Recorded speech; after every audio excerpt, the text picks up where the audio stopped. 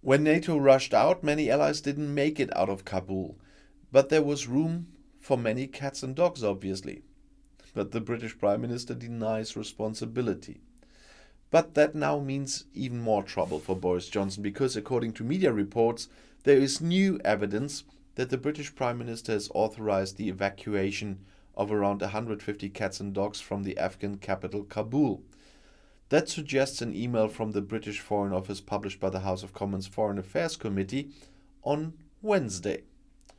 The action last summer during the withdrawal of Western troops from the crisis state triggered a storm of indignation. Reports that Johnson had personally campaigned for the animals to be flown out were dismissed by the Prime Minister as complete nonsense at that time. However, the State Department's internal email specifically states that Johnson authorized the evacuation of staff and animals. A spokesman for the Prime Minister rejected this again on Wednesday. It remains the case that the Prime Minister has not issued any instructions to officials on any particular course of action. Well, at least the spokesman said.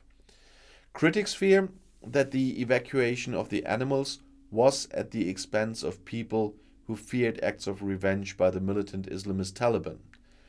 Britain had evacuated 15,000 of its own nationals and local staff from the armed forces and other British agencies in days, while the Taliban seized control of the country at breakneck speed.